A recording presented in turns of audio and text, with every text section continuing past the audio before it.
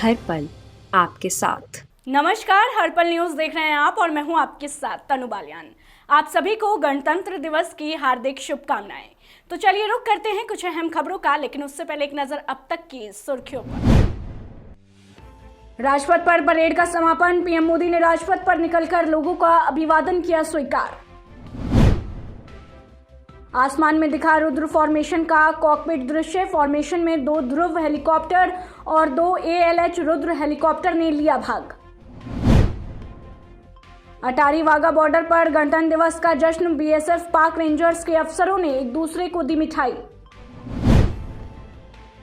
गया में छात्रों ने ट्रेन की बोगी को किया आग के हवाले, स्टेशन पर छात्रों ने किया पथराव, 3 दिन से जारी है छात्रों का बवाल। देश आज अपना 73वां गणतंत्र दिवस मना रहा है। दिल्ली के राजपथ से लेकर लाल किले तक अभूतपूर्व सुरक्षा इंतजामों के बीच गणतंत्र दिवस समारोह की शुरुआत हुई। देश इस बार गणतंत्र के जश्न को आजादी के अमृत महोत्सव के रूप में मना रहा है। इस बार की परेड को कोरोना गाइडलाइन के तहत आयोजित किया गया। इस बार 25,000 की बजाय मात्र 5,000 लोगों को ही इस परेड को देखने का मौका मिला। इतना ही नहीं, इस बार परेड की दूरी को भी कम कर दिया गया। इतना ही नहीं, पहली बार पुराने दशकों की हमारी सेना की वर्दी और उनके हथियारों के साथ जवान राजपथ पर नजर आए। इस बार की परेड पिछले सालों से काफी अलग थी, जिसमें देश की शक्ति, शौर्य, नारी सशक्तिकरण, संस्कृति और संस्कार का प्रदर्शन किया गया। गुजरात में 73वां गणतंत्र दिवस मनाया जा रहा है। आपको बता दें, इस साल का राज्य स्तरीय कार्यक्रम गिर सोमनाथ जिले के वेरावल में आयोजित किया गया है। कोरोना के मौजूदा हालात को देखते हुए महज 25 मिनट में झंडा सलामी पूरी की गई। कार्यक्रम में मुख्यमंत्री भूपेंद्र पटेल मौजूद रहे और उन्होंने झंडे को सलामी दी। गुजरात के मुख्यमंत्री भूपेंद्र पटेल ने जिप्सी कार पर सवार होकर परेड मैदान पर परेड का जायजा लिया। परेड मैदान पर मुख्यमंत्री भूपेंद्र पटेल के साथ राज्य के पुलिस मुखिया आशीष भाटिया और चीफ सेक्रेटरी पंकज कुमार हाजिर रहे थे। आपको बता दें, मुख्यमंत्री भूपेंद्र पटेल ने विभिन्न पलटन की परेड का भी निरीक्षण किया। गुजरात विधानसभा के अध्यक्ष नीमाबेन आचार्य ने मोरबी जिला में राष्ट्रीय ध्वज को सलामी दी। गुजरात से राकेश गोसाई की रिपोर्ट। देश में आज गणतंत्र दिवस को लेकर धूमधाम से इस पर्व को मनाया जा रहा है। इसी क्रम में गोरखपुर के पुलिस लाइन सहित ADG और तमाम बड़े अधिकारी ध्वजारोहण कर तिरंगे को सैल्यूट करते हुए नजर आए। गोरखपुर के पुलिस लाइन में भव्य कार्यक्रम का आयोजन किया गया, जिसमें मुख्य अतिथि के रूप में विजय किरण आनंद ने ध्वजारोहण किया और जवानों और पुलिसकर्मियों को गणतंत्र दिवस की ढेर सारी शुभकामनाएं दी। वहीं दूसरी तरफ poster master of general Vinod Kumar Verma ने उत्कृष्ट कार्य करने वाले कर्मचारियों को प्रशस्ति पत्र देकर उन्हें सम्मानित किया। धर्मनगरी हरिद्वार के बहदराबाद थाना क्षेत्र स्थित पतंजलि योग पीठ में योग गुरु बाबा रामदेव और आचार्य बालकृष्ण ने गणतंत्र दिवस के मौके पर राष्ट्रीय ध्वज तिरंगा फहराया। आपको बता दें कि कार्यक्रम में बड़ी संख्या में योग गुरु बाबा रामदेव के अनुयायी, पतंजलि का स्टाफ, स्कूली छात्र छात्राएं, सभी धर्मों के धर्म गुरु मौजूद रहे। इस दौरान कई सांस्कृतिक कार्यक्रम भी प्रस्तुत किए गए। वहीं योग गुरु बाबा रामदेव ने आजादी के अमृत महोत्सव के मौके पर पतंजलि द्वारा 3 बड़े कीर्तिमान स्थापित करने की बात कही। योग गुरु बाबा रामदेव ने राजनीति पर ज्यादा कुछ न बोलते हुए सिर्फ इतना कहा कि इस बार चुनाव में मामला टक्कर का है और वो खुद ना किसी के पक्ष में है ना विपक्ष में है, वो निष्पक्ष है। आज पूरा देश 73वां गणतंत्र दिवस मना रहा है। दिल्ली में समारोह को लेकर तैयारियां पूरी हो चुकी है। इस बार का गणतंत्र दिवस कई मायनों में खास है। इस खास मौके पर प्रधानमंत्री नरेंद्र मोदी समेत कई नेताओं ने देशवासियों को बधाई दी है। आपको बता दें, समारोह को लेकर सुरक्षा के भी पुख्ता इंतजाम किए गए हैं। सुबह से ही जगह जगह पर चेकिंग की जा रही है। पीएम मोदी ने देशवासियों को बधाई देते हुए कहा कि आप सभी को गणतंत्र दिवस की हार्दिक शुभकामनाएं। जय हिंद। वहीं देश के गृह मंत्री ने अमित शाह ने ट्वीट करके सभी को बधाई देते हुए कहा कि सभी को 73वें गणतंत्र दिवस की शुभकामनाएं। भारतीय गणतंत्र के गौरव, एकता और अखंडता को असुक्षण बनाए रखने के लिए अपना सर्वस्व अपहरण करने वाले सभी जवानों को नमन करता हूं। आइए आज हम सभी स्वाधीनता के लोकतांत्रिक मूल्यों के प्रति अपनी प्रतिबद्धता सुनिश्चित करने का संकल्प लें। जय हिंद। उत्तर प्रदेश के मुख्यमंत्री ने सभी को बधाई देते हुए कहा कि सभी को 73वें गणतंत्र दिवस की हार्दिक बधाई और शुभकामनाएं। हमारा गणतंत्र उत्कृष्ट लोकतांत्रिक मूल्य और भारतीय संविधान के प्रति अखंड निष्ठा और हमारी विविधता में एकता की समेकित अभिव्यक्ति है। आइए हम एक भारत श्रेष्ठ भारत, आत्मनिर्भर भारत के निर्माण हेतु संकल्पित हो। जय हिंद।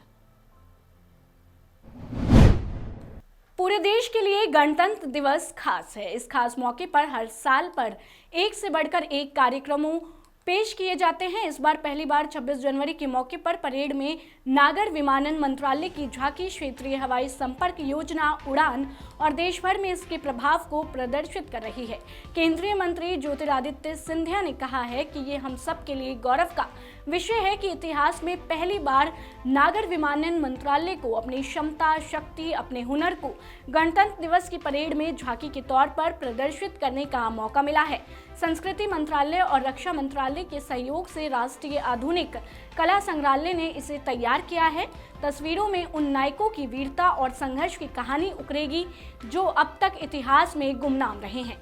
गणतंत्र दिवस के मौके पर इन चित्रों को राजपथ में प्रदर्शित किया जा रहा है। इस बार गणतंत्र दिवस के मौके पर भारतीय वायुसेना, जल, थल सेना और नौसेना का सबसे बड़ा फ्लाई पोस्ट हो रहा है। वायुसेना, थल सेना और नौसेना के विमानों समेत 75 लड़ाकू विमान परेड के दौरान राजपथ में अब तक का सबसे भव्य फ्लाई पास्ट कर रहे हैं। राफेल विमानों की रफ्तार भी आकर्षण का केंद्र है।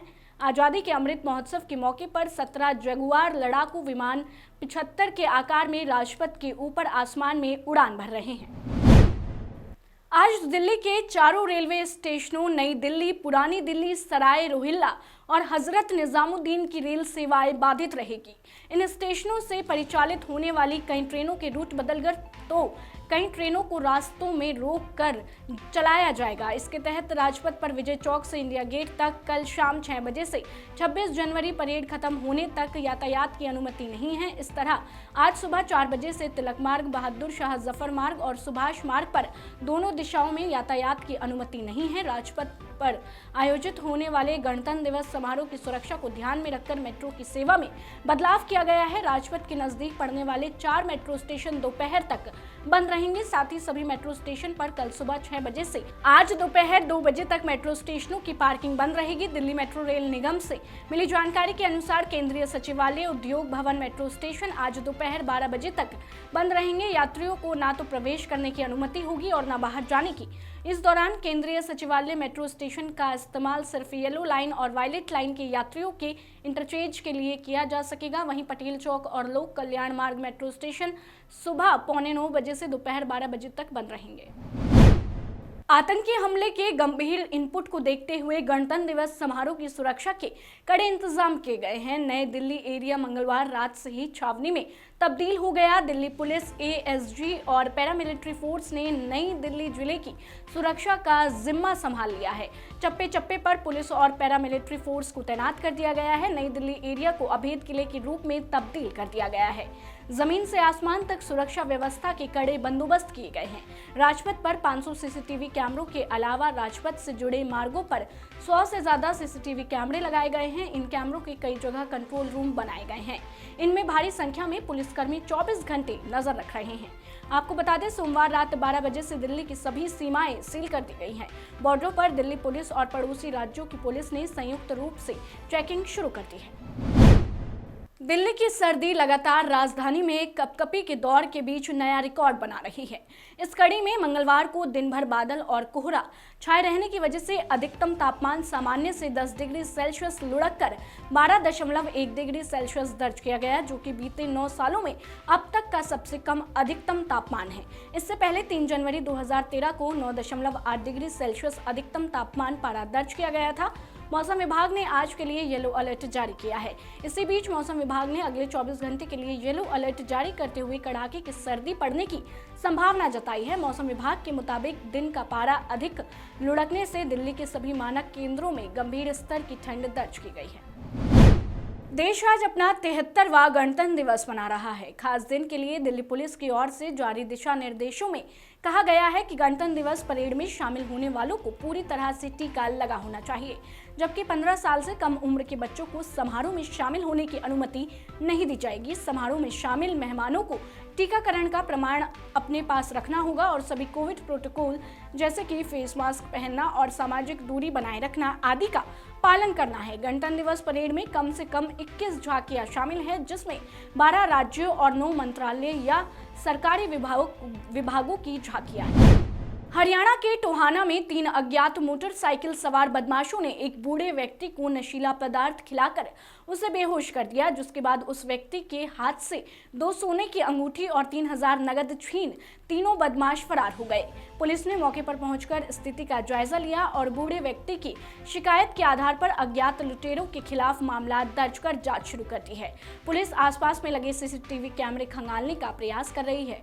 ये ऐसा जी, मैं बराड़ चौक से अपनी दुकान पर जा रहा था और जाते जाते एक जो है ना बराड़ चौक पे ट्राला आ गया। उसको क्रॉस करने की वेट में मैं जो है निकलने के लिए खड़ा था। पीछे से 3 आदमी आए और 3 आदमियों में से 2 आदमियों ने आके और मेरे को जो है ना कवर सा कर लिया। उन्होंने क्या किया क्या ना किया, मेरे को जो है ना शुद्ध बुद्ध सी नहीं रही और मेरी 2 अंगूठी निकाल ली और जेब से 3000 रुपये पर्स में थे वो निकाले। पर्स डाल के मैंने फिर खाली पर्स अपने जेब में डाल दिया और मैं पीछे दौड़ा तो आगे से वो लापता हो गए। किस गाड़ी में गए ये नहीं मुझे पता।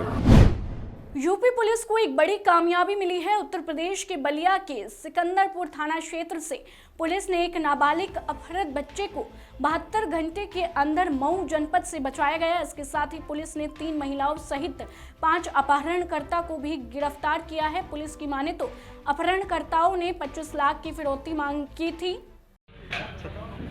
दिनांक 21/1/2022 को जनपद बलिया के थाना सिकंदरपुर पे एक लिखित सूचना प्राप्त हुई। श्री कैलाश चंद जी के द्वारा बताया गया कि उनके 12 वर्षीय सुपुत्र को कुछ लोगों ने अपहरण कर लिया है। 2 अज्ञात लोगों ने मोटरसाइकिल पर अपहरण कर लिया है।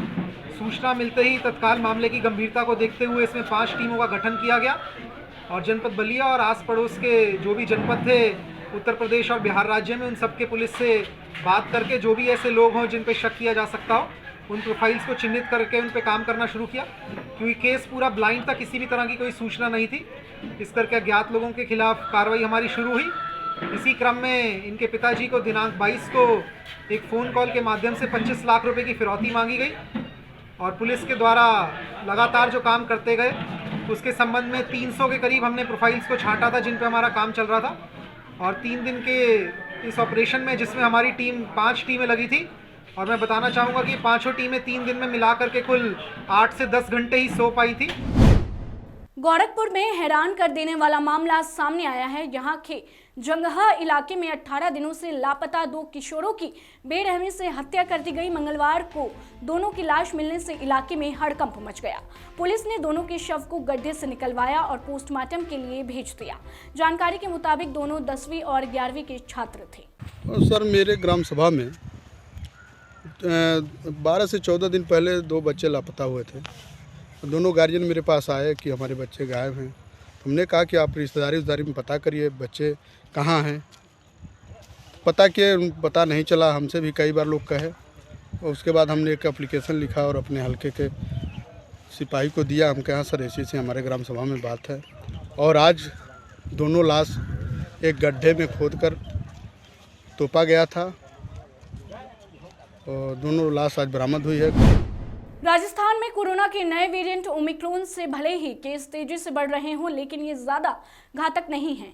हॉस्पिटल में भर्ती मरीजों के आंकड़े भी इस ओर इशारा कर रहे हैं। राजस्थान में वर्तमान में 52,652 एक्टिव केस है। राज्य में 25 जनवरी तक कुल 1,180 ही मरीज हॉस्पिटल में भर्ती हैं। स्टेट मेडिकल डिपार्टमेंट की रिपोर्ट देखो तो 42% मरीज तो जयपुर जिले के अलग अलग 44 हॉस्पिटल में भर्ती है। बीकानेर, अजमेर, उदयपुर, जोधपुर और टोंक ऐसे जिले हैं जहाँ 50 से ज्यादा मरीज हॉस्पिटल में भर्ती है। प्रदेश में 16 ऐसे जिले हैं जहाँ भर्ती मरीजों की संख्या 10 से भी कम है। इंदौर के बाद अब शिवपुरी में भी ओमिक्रॉन के नए स्ट्रेन BA.2 की एंट्री हो चुकी है। शिवपुरी के 10 मरीजों के सैंपल दिल्ली भेजे गए थे। 20 दिन बाद आई रिपोर्ट में 9 लोगों में ओमिक्रॉन मिला। इनमें भी नए वेरिएंट BA.2 के 5 केस निकले हैं। इंदौर के 21 मरीजों में भी BA.2 में मिला था। ये स्ट्रेन सबसे ज्यादा तेजी से फैलता है। तीसरी लहर में लगातार दूसरे दिन मंगलवार को भोपाल में इंदौर से ज्यादा मरीज मिले। 24 घंटे में भोपाल में 2095 मरीज मिले, इंदौर में 1992 और जबलपुर में 970 नए मरीज सामने आए हैं। दोनों शहर में 2 मौतें भी दर्ज हुई हैं। ग्वालियर में 731 पॉजिटिव मिले, इनमें 506 केस ग्वालियर के और 184 अन्य जिलों के हैं। 4 डॉक्टरों के पॉजिटिव होने के साथ ही DIG बंगले में पदस्थ पुलिसकर्मी सहित 10 लोग संक्रमित हुए हैं। स्टेट बैंक के 2 कर्मचारियों सहित डबरा में 31 मरीज मिले हैं। भिंड में 29, श्योपुर में 54, मुरैना में 26, शिवपुरी में 170, दतिया में 94 नए मरीज मिले हैं। देश में लगातार 4 दिनों तक नए कोरोना केस में गिरावट के बाद एक बार फिर केस बढ़े हैं।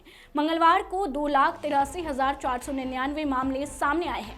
इस दौरान 2.98 लाख लोग ठीक भी हुए हैं, जबकि 659 लोगों की मौत हुई है। पिछले दिन के मुकाबले नए संक्रमितों में करीब 27,000 की बढ़ोतरी हुई है। देश में फिलहाल कुल एक्टिव केस यानी इलाज करा रहे मरीजों की संख्या 22.15 लाख है।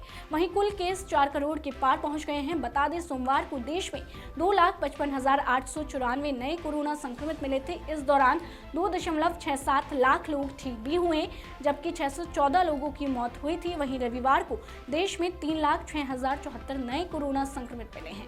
शनिवार को 3,33,533 नए कोरोना संक्रमित मिले थे। इससे एक दिन पहले शुक्रवार को 3,37,704 संक्रमित मिले थे और गुरुवार को 3,37,254 लोग संक्रमित मिले थे।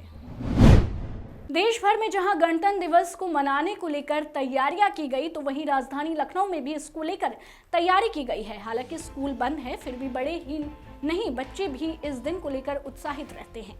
शहर में बाजार सजे हैं और तिरंगे से जुड़ी तमाम चीजों की खरीदारी करने लोग बाजार का रुख कर रहे हैं, जिसका संवाददाता कवि तिवारी ने जायजा लिया।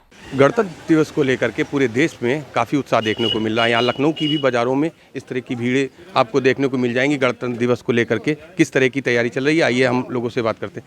भाई साहब, क्या लेने के लिए आए हैं? तिरंगा लेने के लिए आया गया है हमें। कहाँ फहराने का विचार है? यहीं पर अब लखनऊ में फहराया जाएगा तिरंगा। क्या इस बार कुछ विशेष करने की सोचा है, क्या है? नहीं, अब गणतंत्र दिवस है तो विशेष ही है यह त्यौहार हम लोगों के लिए। इतने दिनों के बाद आज़ादी मिली है, तो इस आज़ादी का जश्न हम लोग मनाएंगे अच्छी तरीके से। आप क्या लेने के लिए आए हैं? मैं ये लड़ियाँ लेने आया हूँ तिरंगे की। ये मैं पूरे चारों तरफ लगाऊंगा, इसके लिए थोड़ा अच्छा लगे देखने में। इस बार क्या विशेष कुछ सोचे हैं? इस बार विशेष यही है कि अच्छे तरीके से बनाएंगे गणतंत्र दिवस अपना 26 जनवरी। इसको एक अच्छी कोशिश करेंगे, इतना बड़ा हमारा इंडिया का ये एक त्यौहार की तरह हम इसको बनाएंगे अच्छे रूप से।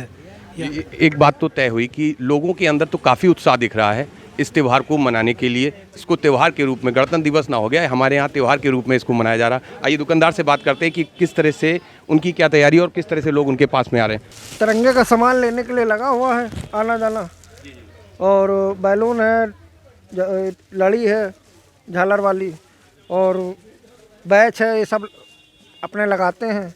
आप नहीं है तो वही पुरानी, कोई नई चीज़ नहीं आई है आपके लिए। बाजारों में किस तरह की स्थितियां हैं? बाज़ारों में वो बात नहीं है जो बात होनी चाहिए। बच्चों के स्कूल बंद है, इसलिए बिक्री भी उसी हिसाब से है, डाउन है। और अगर यही स्कूल खुले होते तो जो है बढ़िया बिक्री होती। दुकानदार ने बताया कि हालांकि चूंकि इस बार स्कूल बंद हैं, उसको लेकर के बच्चे नहीं आ पाए और दुकान पे भी जो है आने वालों की संख्या कम है, लेकिन लोगों का रुझान लगातार गणतंत्र दिवस को मनाने के प्रति लगा हुआ है और इसको मनाने के लिए वो पूरी तैयारी से जुटे हुए हैं। कवि तिवारी।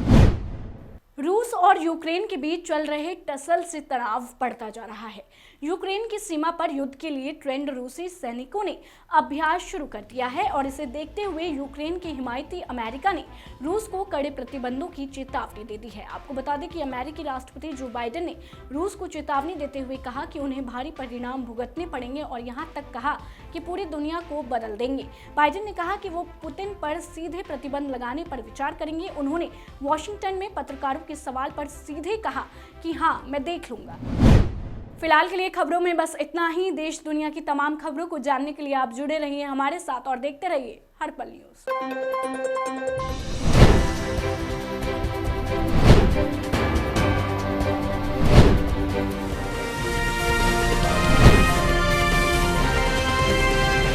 हर पल आपके साथ।